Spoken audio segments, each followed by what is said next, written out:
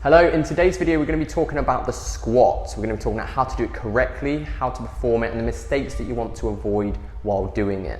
We're going to be covering the high bar variation today, but we are going to be getting to variations of squats on our next video. So make sure you are subscribed and you've got the notification bell on if you want to know when that's coming out. So all the pointers we're going through today you can also use for all the other variations as well. So let's get into the points. The first one is going to be back position. Very important, like we went through with the deadlift, you want to keep the back completely neutral. Getting those strong erector spinae muscles working to help with stability. What we don't want is the back really flexing during the movement because that will reduce the stability and can cause a risk of injury. Another point is neck position. Again, we want the whole back neutral. We don't want to just be focusing on that lower back like a lot of people generally tend to. We don't want that neck yanking up into extension looking forward. Another very common thing that happens when getting deeper into the squat is what's known as butt wink. This is where the pelvis goes from an anterior pelvic tilt to a posterior pelvic tilt at the bottom and then back into an anterior pelvic tilt on the way back up. The real question with this, I guess, is this really going to make a difference with low back pain? Probably not is going to be the answer. I'm sure there's loads of people that squat with a butt wink that don't have any problems with back pain, and I'm sure there's a lot of people that squat perfectly with no butt wink that do have problems with back pain. But if it is something that we want to address, it's looking at what might potentially be causing that. A lot of the time it was thought it was the hamstrings. So the hamstrings insert onto the ischial tuberosity, which is right at the buttock. So the idea was, as we were coming down into the squat, that was pulling the pelvis forward due to tightness in the hamstrings. This could potentially be a case for some people. However, another suggestion, which is probably a bit more likely, is actually hip mobility and the actual hip joint itself. It's normally a case that you're probably running out of range with hip flexion, which is then causing the pelvis to tilt forward. So if we have a look on the skeleton here, if we've got this hip joint position here, if we're coming in quite narrow, a lot of the time as that's coming up, we're going to get a bit of a block right here as we're doing it. Whereas what can happen if we bring the knee out a little bit, that can give much more range and freedom for us to do that. And this also explains why different squats we can get a little bit lower. So if we think about on a high bar squat, we generally have the body quite far forward, which is increasing that hip flexion. Whereas in something like a front squat, we're much more upright, so we've got less hip flexion before we're going into it, so we can actually get deeper before we'll start getting that butt wink coming in. The real question is, what can we do about it? So we do have to think about ankle and knee mobility as well, because if we haven't got it there, it's going to be placed on the hips. And when we're talking about mobility, we are talking about muscle lengthening as well. So if you have got tightness in the hamstrings, that is going to affect hip mobility to a certain degree. So working on that definitely is part of it, but also thinking about the knees and the ankles with that as well.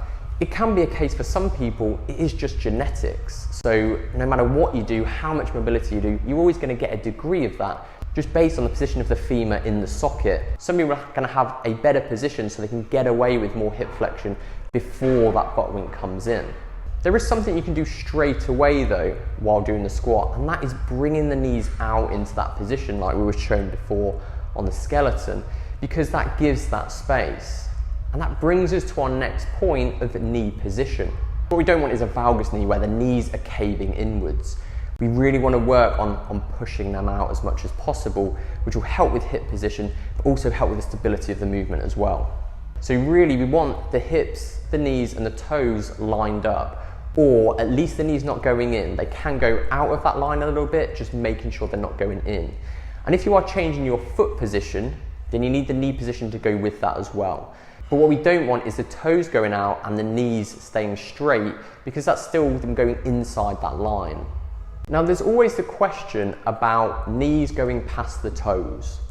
Should the knees track past the toes? It seems like it doesn't really matter too much for knee injury. We'll see it loads on professional weightlifters lifting really heavy loads and no increased incident of injury. But what we don't want is the knees tracking past the toes if we've got bad ankle mobility, which is then causing the heels to lift off the floor, because again, that's going to affect the stability of the movement. That gets us onto our next point where we're talking about foot position and how we want to spread the load on the foot.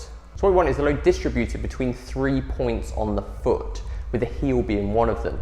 So we don't want that knee tracking too far forward with the heel coming off, because it will take away that balance point. This can be addressed a lot of the time with a bit of a heel lift, and it's something you'll see really common in weightlifting shoes, so not having to rely so heavily on that ankle mobility. In terms of the angle of the foot, it's generally whatever you find most comfortable. If you want to find your most stable position, it's generally, if you're doing a jump forward, however you land, you'll generally find is your most stable position. Then we are talking about depth. Generally, the lower the better, as long as it's not affecting anything that we've mentioned above. If you are wanting it for general strength and hypertrophy of the leg muscles, you want to at least be getting to a parallel position. Using shallower squats or partial squats do have a place. It will make it a bit more of a quad dominant movement, but it can also be really useful if rehabbing from, say, a meniscal injury.